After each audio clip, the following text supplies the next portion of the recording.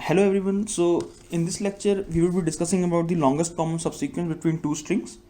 So what do you mean by longest common subsequence? So before jumping on to the longest common subsequence, I want to discuss about the common subsequence between two strings. So in the case of common subsequence, what do we have? Suppose you have two strings. You take intersection of those two strings. You have some characters, and what do is you just need to check that some of those characters would be present in the same relative order in both the strings as well. So the characters which do fulfill these two properties are basically the common subsequences. So if we take by example in this one, so we have a string ABCDE and we have another string ACE. Now what do we have in common, or what would be the intersection of these two strings? The intersection of these two strings would be AC and E. If we check what is our how many common subsequence we can find out in these two strings. Now we take AB. Is AB a common subsequence? No, because B is not present in the intersection. If we check AC, is AC a common subsequence? Yes, it is, because it fulfills the first property, that both the characters present in the string AC are present in the intersection as well, and the second property is that they should be present in the same relative order. By same relative order, I mean to say if A is present before C in string 1, then in the second string as well the A should be present before C. The same way, is AE a subsequence? Yes. Is A present before E? Yes. Is A present before E? Yes. Is ACE a subsequence? Yes, it is. Is A is present before C? Yes. And C is present before E? Yes, it is. The same way, A is present before C and C is present before E. So we have got total 3 subsequences over here, or 3 common subsequences over here. Now what is the length of the common subsequence AC? It is 2 again, because we have 2 characters in it. What is the length of common subsequence AE? It is 2 again, because we do have 2 characters in it. Then what is the length of ACE? It's 3, because we have 3 characters in it. So what is the longest common subsequence among all the subsequence present between these two strings? It is ACE. So given a function, we pass in 2 strings. Our return value should be 3 in this case. Why? Because 3 is the length of the longest common subsequence between these 2 strings. Now before solving on to this question, I really wanna ask you to just pause the video over here, give it a try, because I would be starting with the explanation now.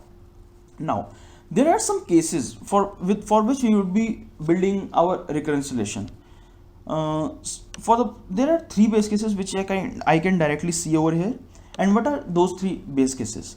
The first base case states that if you have nothing present in S1 but you have something present in S2. So what is common between them? I have nothing common between them. If I have nothing common between them, so how can I even make a common subsequence out of it?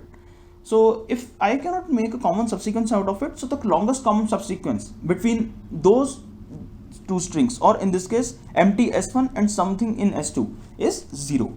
Hence the longest common subsequence of an empty string in S1 and something in S2 would be 0. The same goes if I do it the other way around. If I have nothing present in S2, so this would be the case, and I have something present in S1, which is this case. So what do I have in common? Again, I have nothing in common. The intersection of these 2 strings would be a null set, and the length of the longest common subsequence of 2 strings which have a null set, which has an intersection as null set, is always 0. Again, if there is nothing common between these 2 strings, then the longest common subsequence in that case would be 0. The third base case would be if I have no character present in either of these strings. So what do I have in common? I have nothing common over here. Or you might say that the commonality between these 2 strings is that they both are empty. So even if that's the case, so the longest common subsequence of an empty subset is again 0, because there are no characters present in that.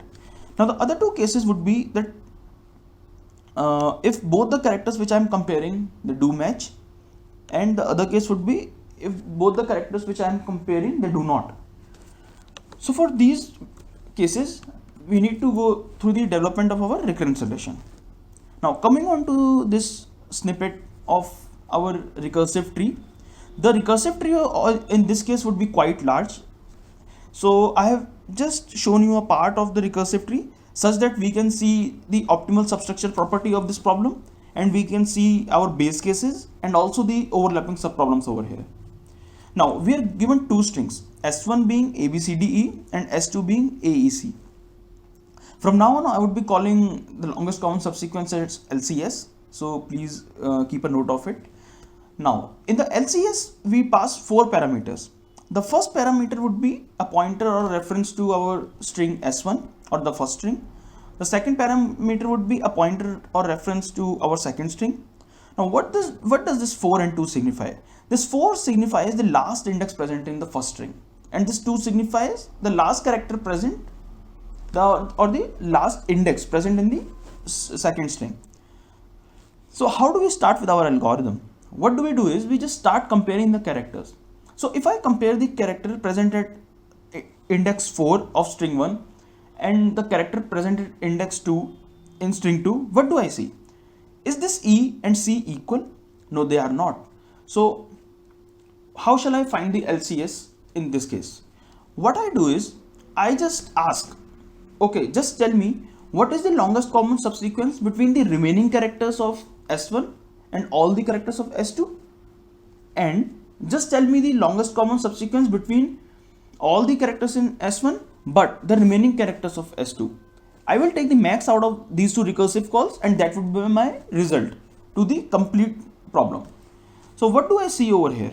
Look, this E and C are not equal. So I am for sure I cannot see a LCS over here. Suppose if you would have been given this thing, if you would have given just these two characters in the strings, so what do they have in common? They do not have anything in common.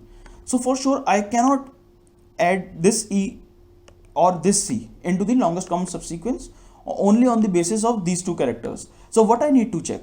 I need to check, okay, just tell me for the remaining characters in S1 and this C, what is the longest common subsequence? Or what I can say is, for the remaining characters in this S2 and this E, what is the longest common subsequence between this? So I would be doing this. Just tell me the LCS of the remaining characters in S1 and whatever is present in S2, and tell me what is the longest common subsequence between the characters present in S1 and all the remaining characters in S2. So what I would be doing with it? I would be taking max out of it, and that would be my result to this problem, LCS of E and C. This would be the solution to LCS of E and C. I think you would have understood over here. Look, I branched out, and why I branched out? Because the last characters present were not same. I branched out because the character present at 4 and character present at index 2 of string 2, they were not same. So I will just recurse. So what will I recurse in this case? I recurse for all the remaining characters in S1 but all the characters present in S2. So I would be recurring for ABCD and AEC. Then I will check again, is my D and C equal? No, they are not. So what would I be recurring for? Again I will recur for all the remaining characters in S1 and all the characters in S2, and the other branch would be all the remaining characters in S2 and all the characters present in S1. Again I see, what do I see over here? Is this C and is this C equal? Yes, they are same. So what can I see over here is that, okay, I see that whatever might be the case of all the remaining characters in S1 and S2, but I do see that I have found at least a common subsequence of length 1 over here, and that is this C.